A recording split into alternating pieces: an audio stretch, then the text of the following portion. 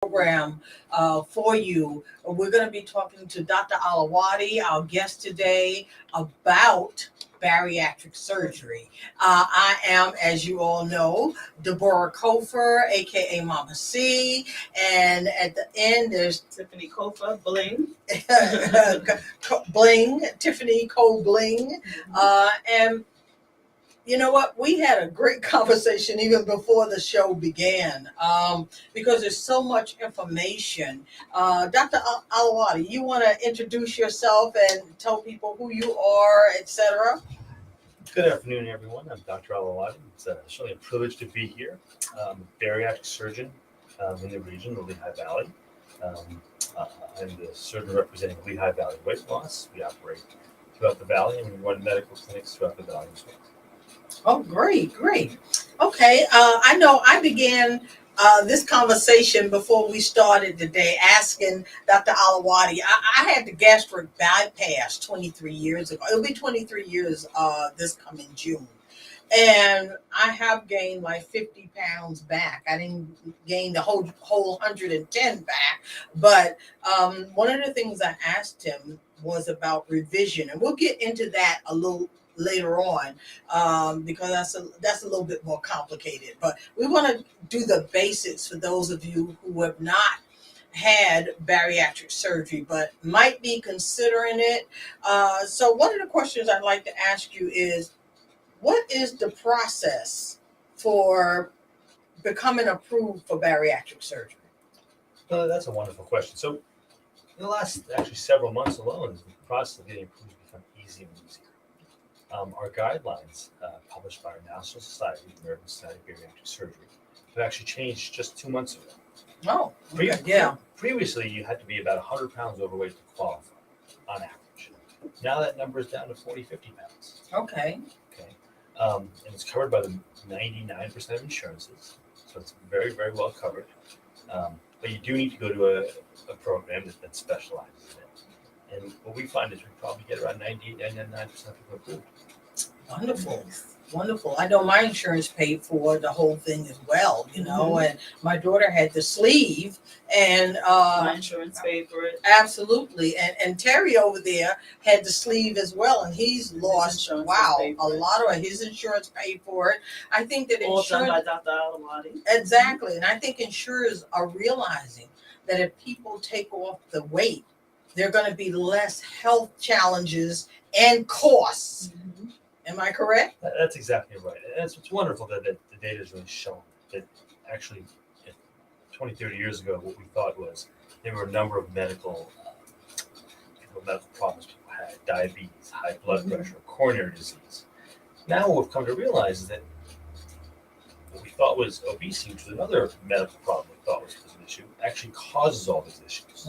So if we get rid of the obesity, we actually get rid of the heart disease, we get rid of the stroke risk, we get rid of the cancer risk, we get rid of diabetes. So insurance companies, thankfully, have realized that they can make people better, healthier, and save money. And save money, exactly. Now, what kind of medical tests do people have to do before they can have the surgery? For programs like us, it's pretty structured. We're part of a couple different centers of excellence for bariatric surgery. So there's a very regimented program that you need to go through before you get it. And that's really just to make sure it's in the safest possible. So typically you'll have to see your primary doctor. You'll have to see a psychiatrist or psychologist. You'll have to see our medical nutritionist or medical bariatrician.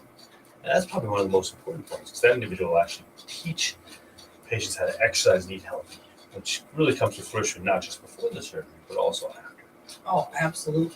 I think seeing a nutritionist, that was the best part for me, because it also taught me that it's a lifestyle change. So having the surgery was just a tool, Right. but what are you going to do afterwards that's going to allow you to keep that weight off? Because, it's been 5 years for me since I've had the surgery, and I've gone up and I've gone down, but knowing how to go back down has changed my life by staying with my nutritionist, by staying in the weight loss program. So a lot of people, they begin to get the surgery and they go through the whole process of having the surgery, and they stay on the 8-week program. And then after the surgery, they may drop off and not see the weight loss nutritionist or Mhm, specialist. mhm. And I encourage people to continue on with the nutrition specialist because that's how you learn how to continue to keep the weight off. Yeah, it keeps you conscious about what you need to be doing. Mm-hmm. Now, I know people are probably saying, well, okay, what are the risks?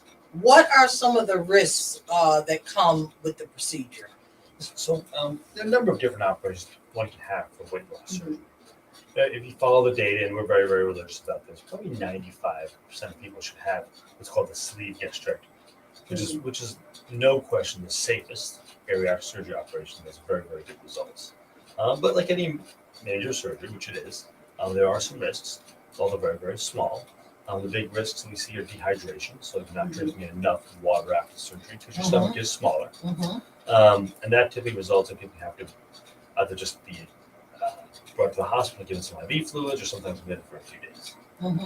Other potential risks that are more serious are bleeding, infection, leaks, that kind of thing, but very, very unlikely. Far less than 1% people have those issues. So we really gotten to the point where the sleeve gastrectomy, which is probably the most common bariatric surgery operation done in this country, at least. Right.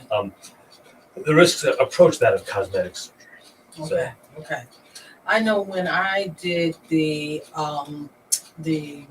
gastric surgery way back when, 23 years ago, Wow. the sleeve wasn't a bit. It hadn't been invented. It hadn't been. It wasn't a procedure then. Or I probably would have gone that route as well because I hear that the effectiveness of it and the time span in terms of recuperating is a lot better.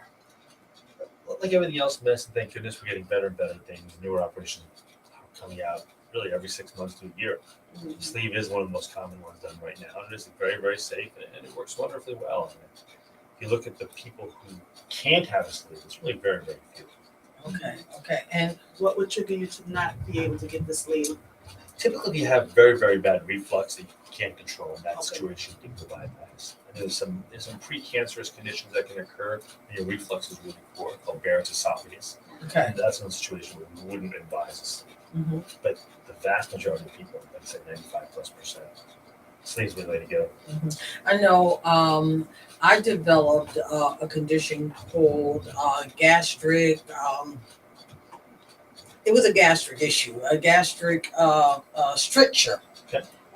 And that's because at the time we didn't know that I shouldn't be taking. See, I also have sciatica. So I was taking medications I shouldn't have been taking that affected my stomach. So it put me in the hospital for about 4 days. They were trying to identify what was going on. And once they did, we were able to rectify. They opened up the stomach through the ballooning process. And, I have a endoscopy now it's like every 6 to 8 months or so. It was more frequently, but the doctor the last time I did it says I'm doing fine and everything's going well. That unless I have any more further problems, that I don't have to come on a regular basis. Just contact him. I think no matter what surgery it is, we have to listen to our body.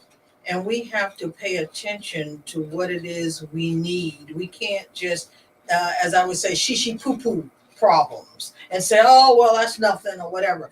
When I knew something was going on and I went to the emergency room, and like I said, I ended up in the hospital for about 4 days and during the height of COVID. But, it was resolved. And now I know there are certain medications that I cannot take because of the surgery, like ibuprofen, so if I need to take a little something, it's Tylenol, Tylenol extra strength or whatever. So I think it's important for people once you have the surgery to pay attention to your body, know what you can do, know what you can't do, know what works for you, what doesn't work for you, and just you have to be more consciously aware, I think. Absolutely. Sure. Mm-hmm. A lot of people will ask, well, how soon will I start losing weight? How soon after the surgery do people start to lose weight? I mean, really the first week alone, you'll certainly be down 10, 15 pounds very quickly. Yeah. But we encourage actually people to start losing weight before the surgery. Mhm. So I think that's what defines our program is so unique. Right. We really make it a priority for patients to really be involved in the medical weight loss program before the surgery. Right. They need to change their lifestyle. They need to exercise daily. They need to eat healthy. They need to be as active as possible. So almost always people lose 10, 15 pounds before the surgery. So in the first couple of weeks, they went down 10, 20 pounds. Wow. And then, peak weight loss is typically occurred until about 12 to 18 months, which is often 50 to 100 pounds. Nice. Wow. Nice. Now, how long is the recovery process? And for the sleeve, it's very, very quick. Typically, they're back to work in 3 to 4 days. Yeah. I think I was back in like 3 days. 3 days. 3 days. Right. Right. Yeah. My office manager had the surgery in September. I think I did it Tablet looks great. on Monday. Yeah, she came back to work on Thursday. Wow. Okay. All right. Okay. We do have Dr. Alawali with us. If you want to call in and ask questions, it's 888-304-4401. Please, you can call the phone to ask any questions that you'd like to ask Dr. Alawali while he's here. Or even make any comments if you've had the sleeve or one of the bariatric surgeries. We'd love for you to share your experience, because you know what? I think when we're able to talk about the things that we've done, it inspires other people and makes it possible for them to believe that they too can experience weight loss and live a healthier life as they move forward. Now, someone who's had the gastric bypass surgery, is there a way now that they can have the sleeve or some type of revision done? Yeah, any bariatric operation, we can certainly perform some type of revision. The thing to keep in mind is that as we do revisional surgery, it's more complex. It certainly has higher risk. So our approach in our practice, and we take a very, very, we treat everyone as if they're our own family. Mm-hmm. So our approach is, look, let's first maximize all the other things possible. Mm-hmm. Let's get you exercise. Let's get you eating healthy. Let's get you on some of the newer medications that work wonderful if we can. Let's change your activity level.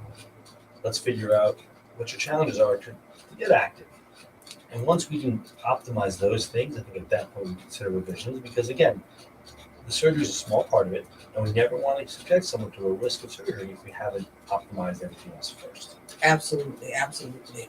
Now, there might be some women out there who might ask, how will this affect their ability to get pregnant? Yeah, that's a great question. Actually, it's actually quite the contrary. So typically when you're 50 or 100 pounds overweight, pregnancy becomes difficult. And when you lose weight, you actually become more fertile. So it actually helps you get pregnant. So that's one of the things we counsel people on, is that, look, if you've been having unprotected sex for some time and you haven't gotten pregnant, when you lose weight, you might just get pregnant. So you gotta be very careful. Hello, I don't, at almost 70, I don't think I have to worry about that, okay? And I'm not having unprotected sex or sex, period. So at this particular point in my life, I think it's important. My health challenges are the most important things for me. And as you and I were speaking earlier, it's important for us to figure out what it is we need to do. No matter what type of surgery we have, there's a responsibility that we each bear with respect to our overall well-being and long-term well-being. Yeah, I think in general, what we've found across hundreds of thousands of patients, that typically patients who've gone through programs, medical, surgical, both, where they've lost 50 to 100 pounds, they certainly feel better. Their joints don't hurt as much. Their back doesn't hurt as much. They're more active. Their cancer risk goes down. Their cardiovascular risk goes down. The risk of getting diabetes goes down. So these are huge differences in lifestyle people experience after losing weight. And I think it's not until you meet people who actually had this surgery, like both of you folks, and Terry, And of Terry course, has that. Absolutely. and can tell people, look, these life changes are not small. No, they're not. And they're not just physical changes. I think to a large extent they're emotional and mental changes. Oh, for sure. We talked about briefly earlier, the way people look at themselves after they've lost 100 pounds changes. Right. Yeah. They look at themselves in a much more positive light. They feel much more comfortable in public. They feel much more comfortable buying new clothes. They feel much more comfortable at the gym. And a lot of these changes are very difficult to measure, right? Very difficult to measure. Mhm. And so what we did actually is we have a Facebook page, Dr. Manish Alawadi, my name, and people document their stories. They put their before and after pictures in. They document their whole story about how things have changed. I saw quite a few of them, Yeah. and it's amazing to watch the stories. I even had a chance to, watch Terry slim down. Yeah. Terry, from a male perspective, what's your take on having a sleeve surgery? It's a lifesaver. Yes, it is. For me, it was a long time coming. Actually, you talked me into doing it. Yeah, I remember. I was set up for the surgery, and I was going to see a doctor just to check on my vitals to follow up. And before I knew it, I'm getting scheduled to have a surgery. But it wasn't just talking you into doing it. Because I remember when he was beginning the process of looking for a doctor to do the surgery, he was upset because I think where he was going in Jersey, right? They wouldn't approve it. And I'm like, you got to keep going. And then I told him about Dr. Alawadi. I said, well, let's go over here and take a look and see what he can do. And then he started the process over there with Dr. Alawadi, and then it went from there. Yeah, it was smooth sailing. Mhm. Smooth sailing. Yeah. So you can't just stop at one provider because the insurance won't cover it. You got to look at all options when you are thinking about the surgery, and also the doctor that you choose, because some doctors they just want to do the surgery. I can definitely say with Dr. Alawadi, that's not the case, because you go in there and he's going to tell you about yourself. What you need to do, how you're going to do it, And you are going to do this. And you need to follow the program. Yeah. He cares about what he's doing, the structure of what you're doing. And as long as you follow the protocols of what they're telling you to do, you will keep the weight off, but you got to follow the structure. Even with me, I had it 5 years ago and I gained like maybe 30 pounds back, and I said, you know what? I need to roll back and start all over again. Mhm. So again, I know how to do it. So it's just a matter of, okay, let me go back and see my nutritionist. Let me get back on what I'm supposed to be doing in the program. I went into Dr. Alawadi's office. I don't know if he remembers this. And I said, you know what? I want a revision. And he said, oh, no, we're not doing that. You're going to do 30 minutes of cardio. You're going to do 30 minutes of weight loss, and you're going to, and I'm going to see you in 3 months, okay?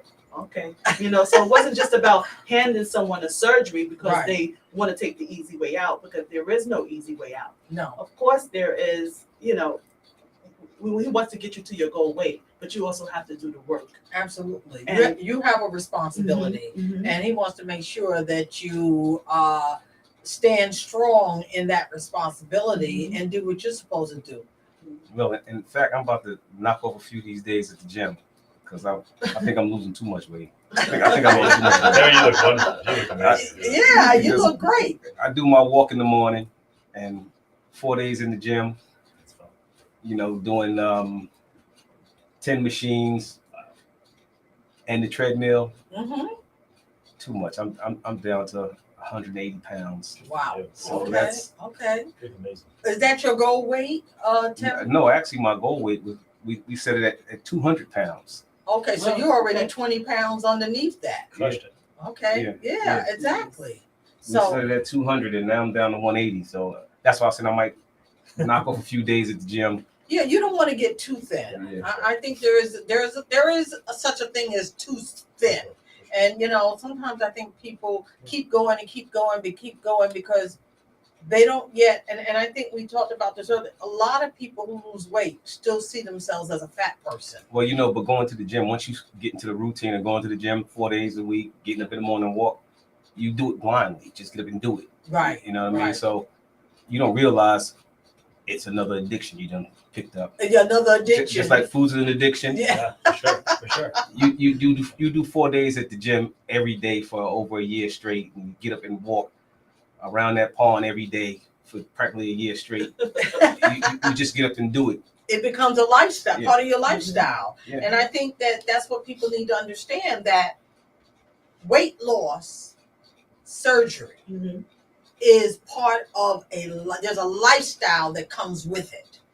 And if you're not willing to change your dietary behavior, Mhm. if you're not willing to add some exercise to the process, if you're not willing to do your part, you will gain weight back. And back when I did it 23 years ago, all the things we know now, I mean, I thought it was a magic pill. You know, I thought it was magic. I just do the surgery, I'm good. But I didn't really change the only thing I changed is the amount of food I eat. Like even now, I Portion eat control. a portion. I eat off a cake plate. I don't eat off a dinner plate. As a matter of fact, to see that much food on a dinner plate totally turns me off. But I think that what I didn't do is, all the foods are like the Oreos and the Lay's potato chips and all these other tasty foods. I'm not saying that you have to give them up totally, but you have to control how much you eat. The foods that are not conducive to your achieving and maintaining weight loss. Yeah, that's a great point. And I think the reality is that look, we all are alive. We all want to enjoy our days and our weekends. Mhm. And it's okay to have like a piece of cake once in a while. That's fun. Mhm.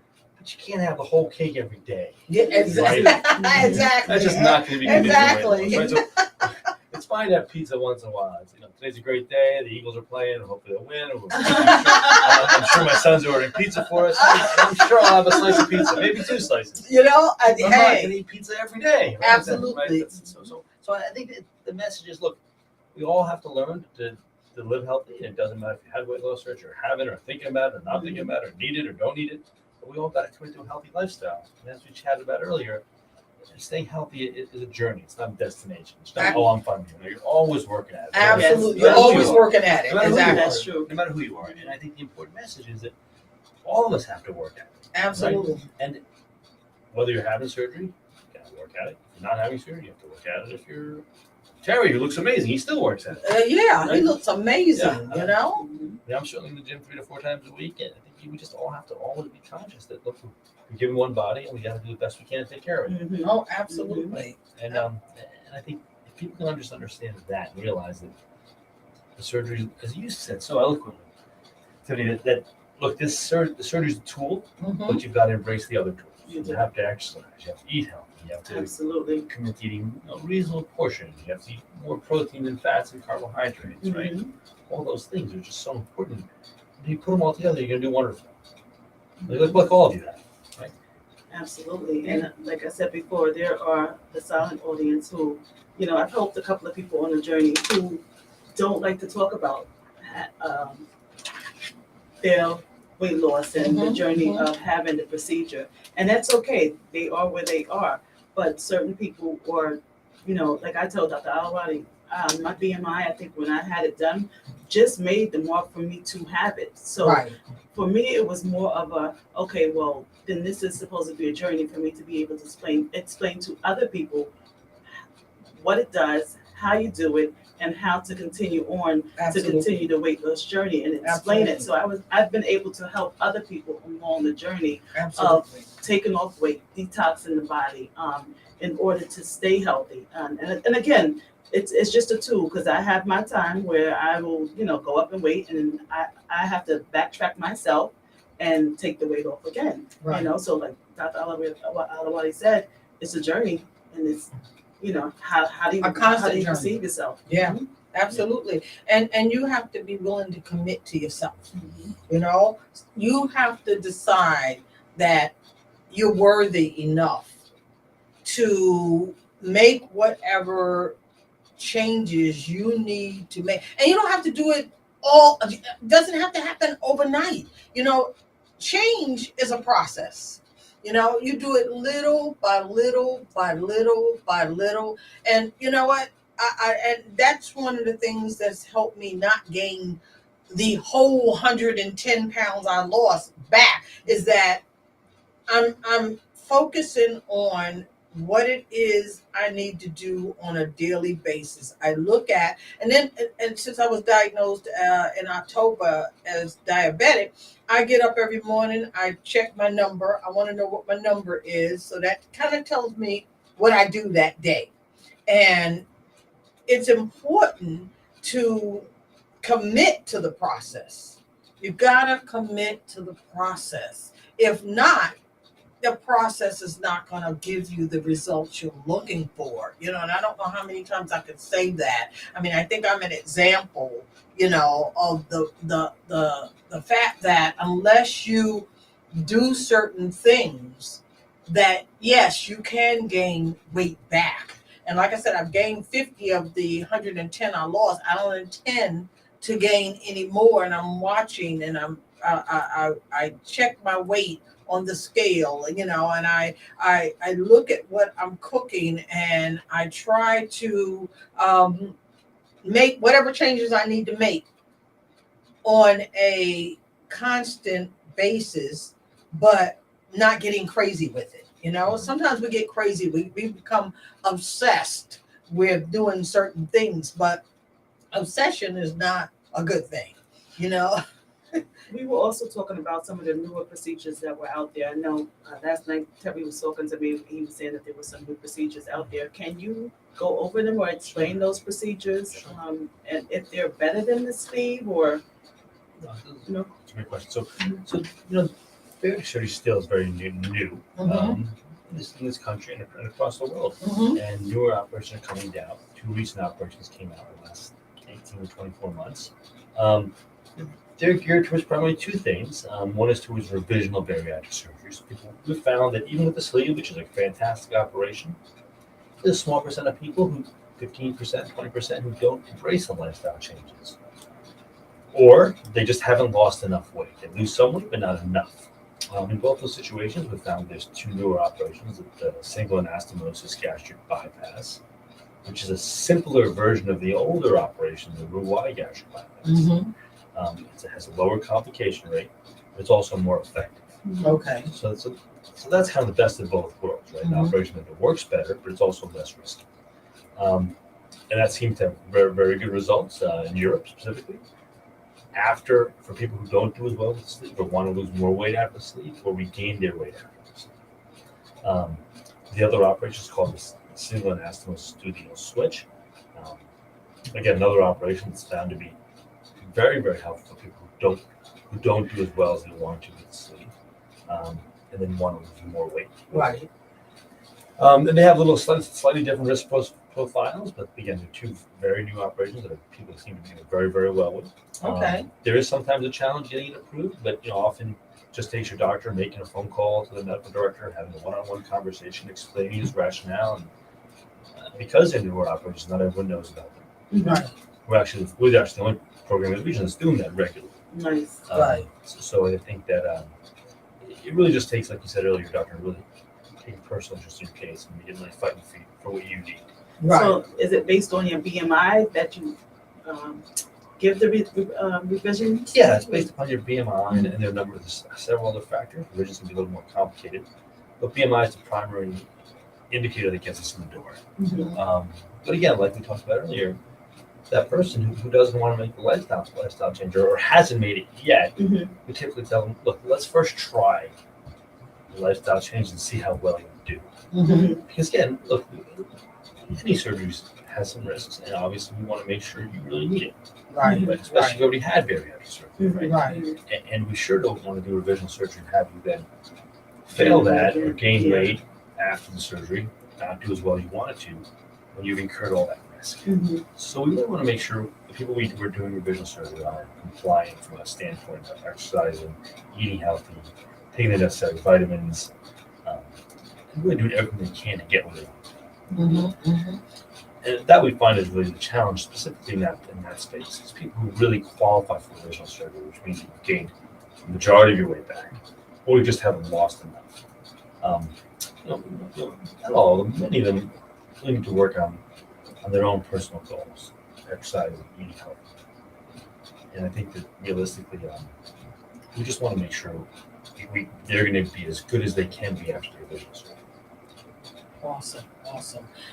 I think that there's so many people who need this information, and I hope that if you're listening, if you don't need it, that you pass the information on, because there are people asking questions, or they're, just inquisitive about the process of bariatric surgery, but they just have not had the level of information, or felt that they knew anyone who they could go to ask questions, or even a doctor. I think a lot of people are a little apprehensive when it comes to bariatric surgery to begin with, but to feel that you are in good hands with the doctor you choose is essential, absolutely essential to the process.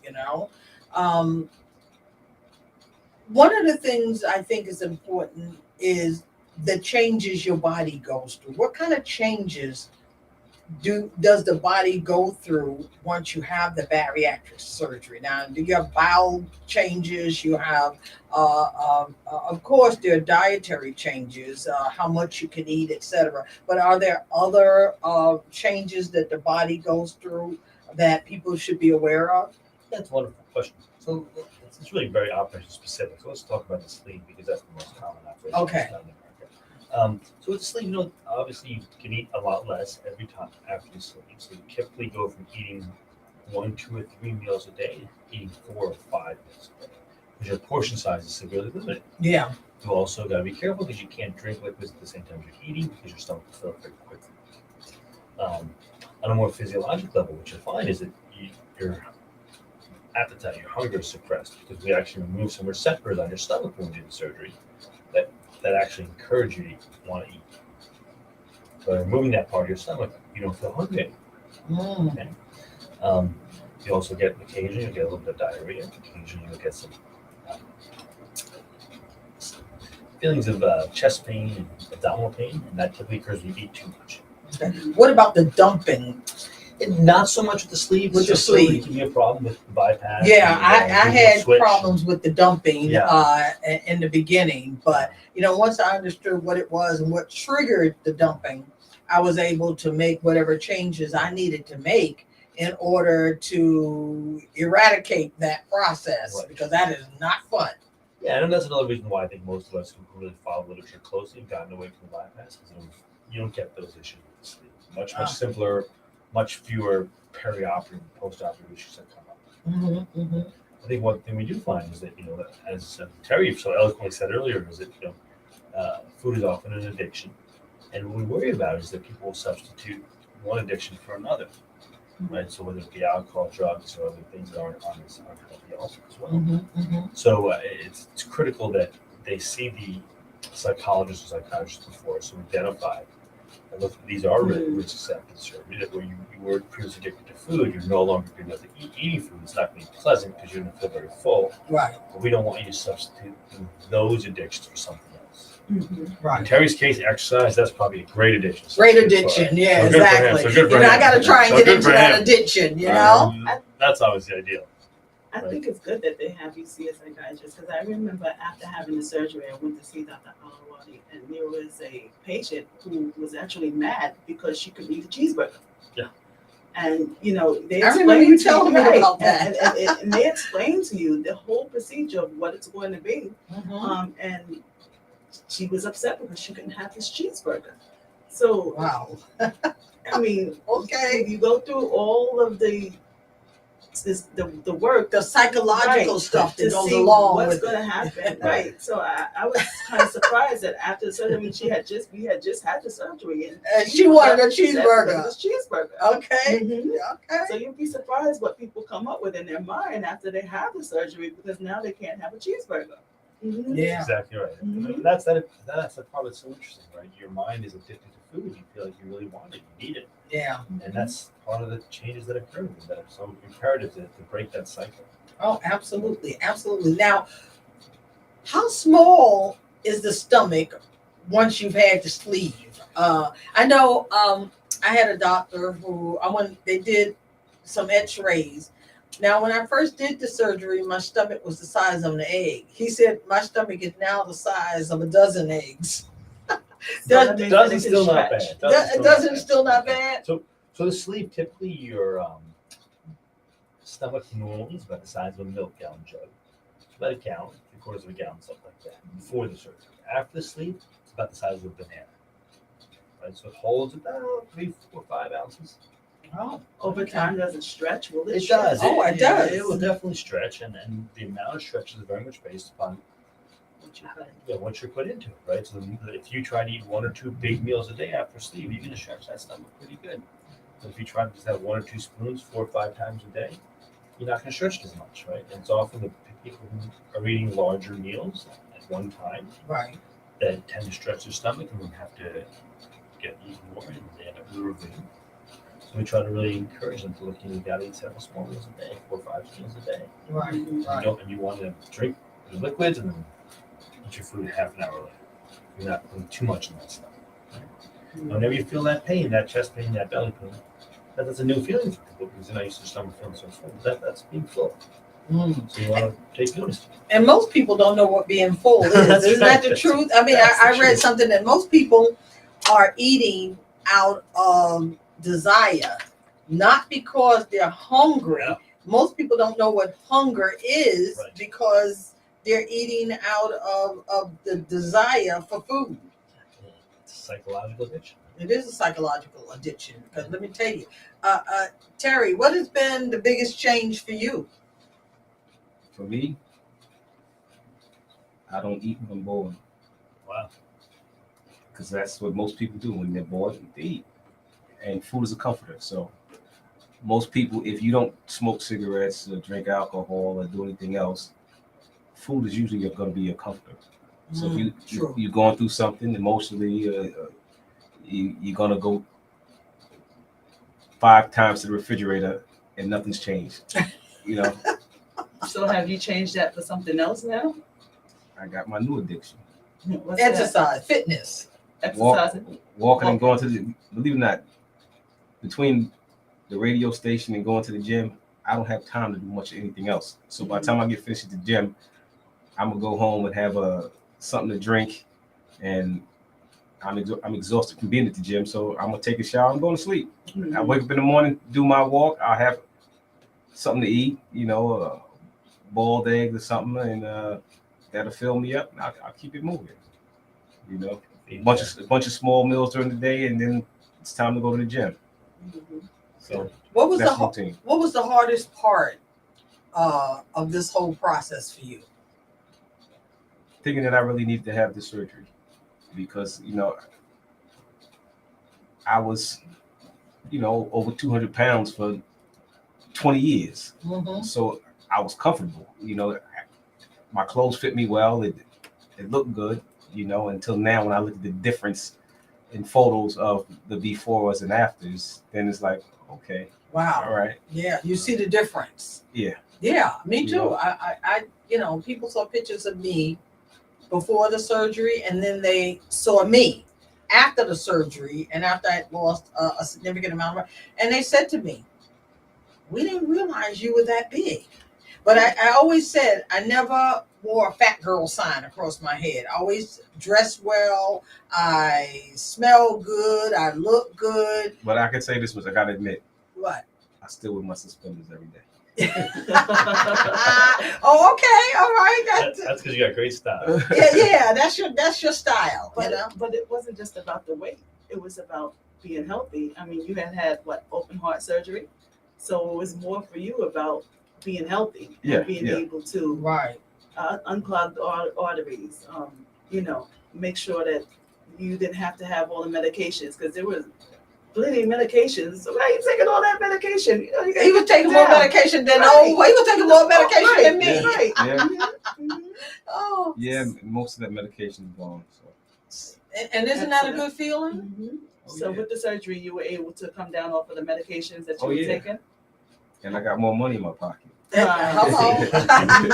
And the insurance company has more in their pocket, so I guess that's why they approved it, huh? Yeah, Absolutely. and you feel much better, don't you, Terry? Yeah, I feel better. You feel better. I can't complain. You Okay. know, and listen, I encourage everybody that asks me about it. I'm not the person who hides it. I share my story with everybody, and I encourage them.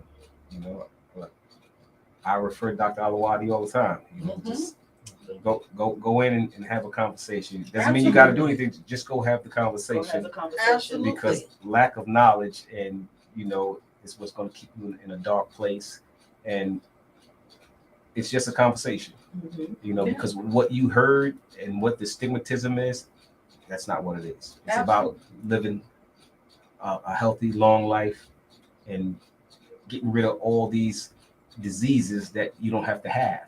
Absolutely. Because after 50, 40, 30 years of eating all the wrong foods, guess what? You're going to have some issues. You're gonna have some You know? health issues. So exactly. if this can fix that, Mhm, reverse that, it's a no-brainer. mhm, Do it. mhm. But what Nike said, just do it. That's what I took, the approach I took. Yeah. After I realized what it was, just do it. I'm doing it. Let's Just go. do it. Exactly. Yeah. Terry, what you were so remarkable about was not only did you embrace the surgery, of course you followed everything you asked you to do, but you really embraced all the lifestyle changes, right? And that's really the important part. And unfortunately, the hard part about my job is telling people, look, I'm going to give you the best operation I know how to do. I've done over 2,000 of these. Mhm. But ultimately, it's going to come down to how much you want to commit to lifestyle changes. Absolutely. And that's the point. I can teach you as much as I want, but as much as you want, but you've got to implement that yourself. It's got to come from you. And I think that's the part for us where it's hard to explain to somebody that, look, if you don't want this, if you're not willing to put the changes in, you probably shouldn't have the surgery. Mhm. And I think that's where it's really important that surgery's safe. Mhm. That it's not just the surgery. You've got to be willing to put the effort in. Like both of you have. Yeah. And if you don't do that, look, the surgery is going to be very temporary. in Yeah. its effects. And it's a hard reality to grasp, but it's very important. Oh, absolutely. Not to mention it cured sleep apnea. 100%. Oh, okay. No did it? no more CPAP machine. No more CPAP machine. No.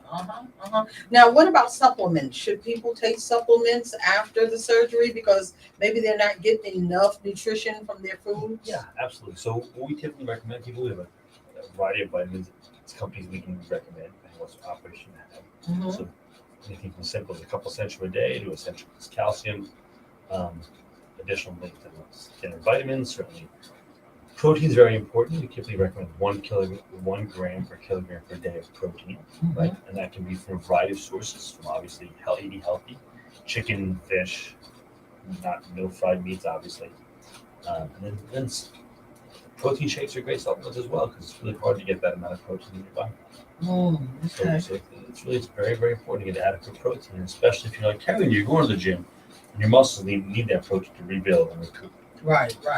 Well, what about people who may be listening and watching and they're saying, "Oh, I hate exercise. Do I really have to exercise? What if I change my diet and I do everything else? Do I have to exercise?" So so many people think exercise is this noxious stimuli, so it's painful and hurtful. There are plenty of things you can do that are exercise where you don't even feel like you're exercising. Mm-hmm. So what do I mean by that? Well, look, if you like to walk, just pick up your pace. Mm-hmm. Speed walk. So walk 3-4 miles a day, but make it a quick walk so you're sweaty when you're done. Okay? You should do some resistance training. So look, find something that you enjoy doing. Try a rowing machine. Try some swimming. Try some light weights. Try some just calisthenics. There's kind of yoga. There's plenty of ways to exercise where it's not painful, and you find ways to enjoy it. I think it's important, but it's important to be active, right? You can't get healthy by sitting on a couch. Really? It just doesn't work. I mean, I've gotten into binge watching shows on TV. I mean, that's not serving me any good. Right. You gotta get the heart rate up a little bit. You gotta get some resistance training in. But there are a million ways you can do it. Whether you like to be paddleboarding, you want to get a canoe in the summer, you want to just ride your bike along the lake. There's so many lovely ways you can get out there and exercise. It's important to just get out there and do something. I think what everyone who's listening and watching needs to understand is that you can experiment with different things until you find what works for you, what you enjoy doing. Like I said to Dr. Alawadi before we even started the show, we're all like scientists on this planet. Our job is to explore, experience, and expand before we exit. Okay, and that requires constant research. Constant. I'm always, even though I'm binge watching, I'm on the internet looking for answers to help me have. And there's a buzz phrase that everybody has. I'm living my best life, or I want to live my best life. But what does that mean for you? What it means for me doesn't mean it means the same thing for you. So you have to decide that you're going to become a scientist in your own life, seeking the answers, the solutions that work for you. Because what works for my daughter may not work for me, and vice versa. What works for someone else may not work for me. So what works for me? You kind of have to make it like a science project, and you have to figure out what really works for you. What constitutes your best life? And if getting bariatric surgery, the prospect of getting bariatric surgery is something you're considering, well, look into it. Right. Contact Dr. Alawadi. What number can they call to make an appointment to meet with you and your staff? Our office number is 484-934-1070, 484-934-1070, or you can easier 1-866-2-GET-THIN. 1-866 to get thin. Yep. I like that. Okay. All right. Hello. I know my daughter is going to make an appointment for me because I talked to Dr. Alawadi about the possibility of a revision to help me drop the additional weight. And of course, he said, okay, well, there's some options that we can look at prior to going to a surgical process. So I've agreed to do that. So my daughter is going to make the appointment for me, and she's going to take me there, and I'm going to look at the prospect of what I can do. Now, I know he was talking about some of the newer medications for weight loss are great, but they're very expensive, and so maybe we were talking about that. And Yeah. and I had asked a question because I've been on TikTok lately, and I'm seeing a lot of advice being given about the Ozempic and all the new weight loss drugs. And I asked Dr. Alawadi about it. Maybe you can explain a little bit what you were talking about in reference to it.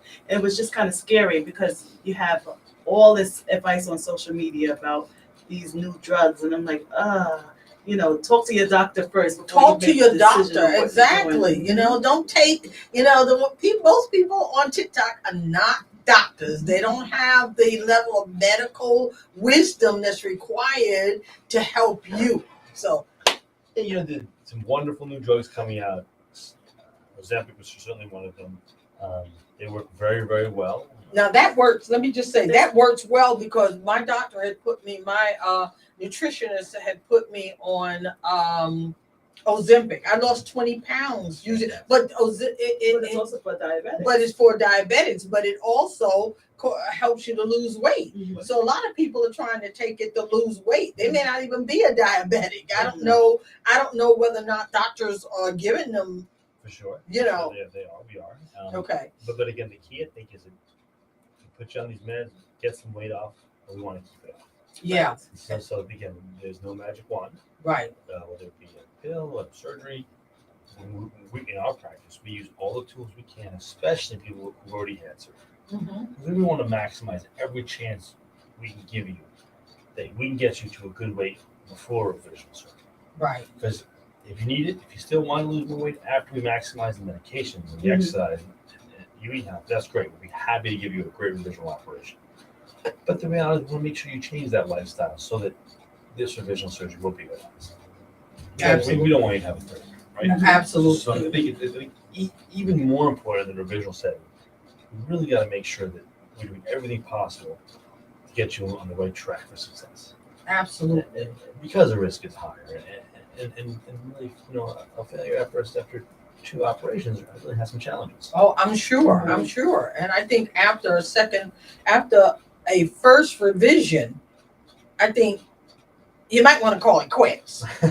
Because if you're not willing to do your part, then constant surgery is not the answer. Yeah, that's right. So yeah, we take the decision to surgery very, very seriously. Sure. But in any patient. But I think the reality is that everyone comes to my office, as all of you folks knows, we make that very clear. Look, we're going to give you a great operation, but we have to all work together to change your lives. Absolutely. That's true. Like the three of you have done a great job. So certainly great role models. Well, it's been a tough journey, because I'm just learning that I have to do my part over the last maybe 5-6 years. I'm learning things that we didn't know when I did it 23 years ago. So now I find myself in the midst of the challenge of making the changes that I know that I need to make, and I need to make even more from a dietary perspective, a nutrition perspective. So I'm working on that, and I have another granddaughter who's getting ready to do, and I'm, working with her. She and I are doing the intermittent fasting together, where, I don't eat after 7-8 o'clock at night. I don't eat again till either generally around 10 or 11 or 12 the next day, so I'm trying to give my body a rest from the food, and also I'm trying to learn what it feels like to be hungry, because I'm a stress eater. I'm an emotional eater. When I'm going through stressful or emotional situations, I eat, and I always have, because I went through a difficult childhood, and during that childhood, food was a comforter for me, and it remained a comforter. And so trying to flip the script on that comfort process is challenging. It's not easy. I'll tell people it's not easy. So, you have to be willing to commit. And I think we pretty much have come to the end of our program today. We hope that you've gotten a lot from this conversation from Dr. Alawadi. You want to give them your number again? Give them that fun number. 484-934-1070. That's one of our phone numbers for the surgical arm. The medical arm is 1-866 to get thin. To get thin. Hello. Exactly. And Tell so where they can find you on social network as well. Absolutely. Well, over Facebook, it's Dr. Manish Alawadi, Dr. DrManeesh.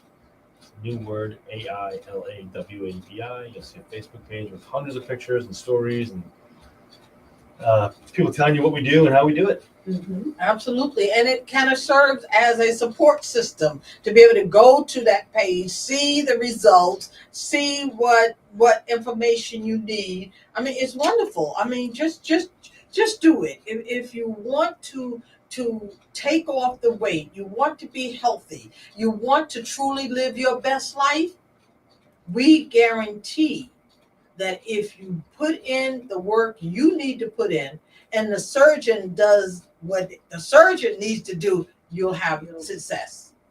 And so on that note, thank you so much, Dr. Alawadi, for coming and joining us today and sharing information, and also helping me, because see, I'm coming to see you. Okay. I'm not going to sit around and wonder whether or not I should. I'm just going to do it. So like Terry said, just do it. This is Deborah Kofer, aka Mama C, and this is the Sistership Sunday. Please join us every Sunday at 2 p.m. It's where you will get inspiration and information you can use to enhance the quality of your life. So until next week, have a great week ahead.